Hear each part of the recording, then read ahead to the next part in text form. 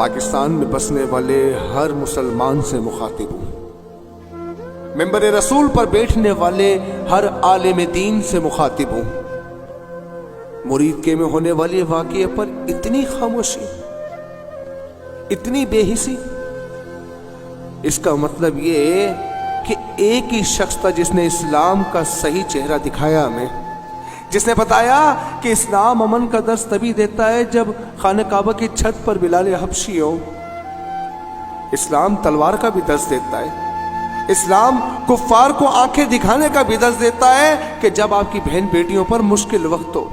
وہ کوئی اور نہیں، ایک ہی شخص تھا، علامہ خادم حسین رضوی۔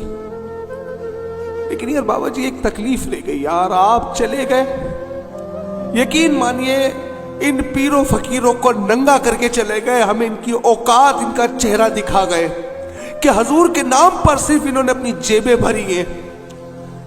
آپ چلے گئے، آپ کی اولاد آ گئی، 1400 FIR کٹوائی آپ نے، اف تک نہ بولا۔ جب آپ کو بتایا گیا کہ رینجرز آ گئی تو عجیب شخص ہے جو کہتا ہے کہ یا اللہ تیرا شکر ہے۔ یار یہ تقوی، یہ صبر کہاں سے دیکھوں؟ میں نے تو ایسے مولوی دیکھے ہیں جو کہتے ہیں ہم روڈوں پہ کیوں نکلے، ہمارا کام ہی نہیں ہے، ہم تو غیر سیاسی ہیں۔ صحیح بات ہے یار، تم میں اور کوفیوں میں کیا فرق ہو سکتا ہے؟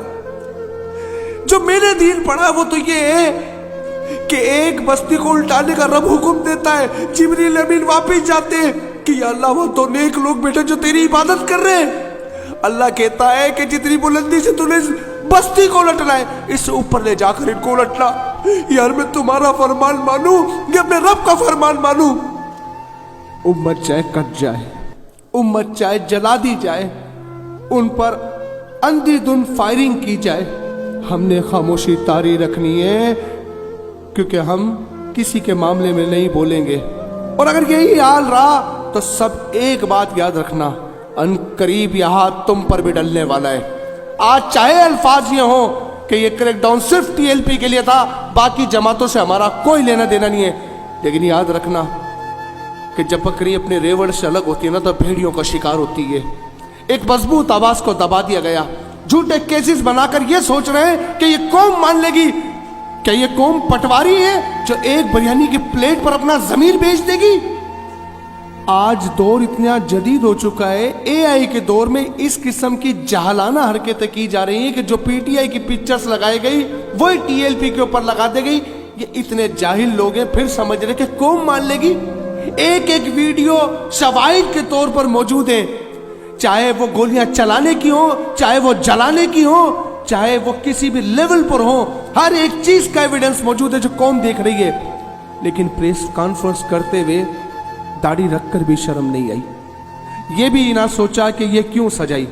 لیکن ایک بات تو طے کہ تمہاری دنیا، تمہاری آخرت سب برباد ہو گئی۔ جس نے قصدن ایک مسلمان کو قتل کیا، اللہ تبارک و تعالیٰ اسے ہمیشہ جہنم میں ڈال دے گا۔ اب چاہیے SP فون کر کے پوچھے کہ ہم گولیاں چلا رہے تھے، وہ درود پاک پڑھ رہے تھے، ہماری بخشش ہوگی یا نہیں؟ تمہاری بخشش نہیں ہوگی، پوری امت کھڑی ہو کر تمہارے خلاف بولے گی، تم نے نہتے مسلمانوں پر گولیاں چلائی، ہمارے بھائیوں کو تم نے زندہ جلایا۔ ہم تمہارے خلاف کھڑے ہو کر اللہ کی بارگاہ میں گواہی دیں گے، یا اللہ یہ گناہ ہم نے خود دیکھا ہے، یہ ایویڈنس ہم تک پہنچے۔ ہم کفار کے ممالک میں رہ کر بھی یہ اس طرح کی بربریت نہیں دیکھتے جس طرح کی بربریت تم نے بچائی ہے۔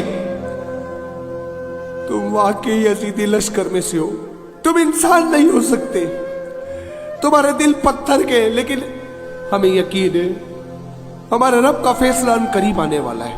چاہے تم کتنی اسکروٹنی کرو، چاہے تم کتنا حساب بدلو، اس ڈر کے مارے کہ تم بچ جاؤ گے، ہم اللہ سے دعا گو، یا اللہ ان سب کو گن لے پروردگار، انہیں اکیلا اکیلا کر کے مارنا مالک، انہوں نے تیرے بندوں کو جس طرح بے دردی سے مارا انہیں چھوڑنا نہیں، ان کی نسلوں تک دکھانا یہ عذاب۔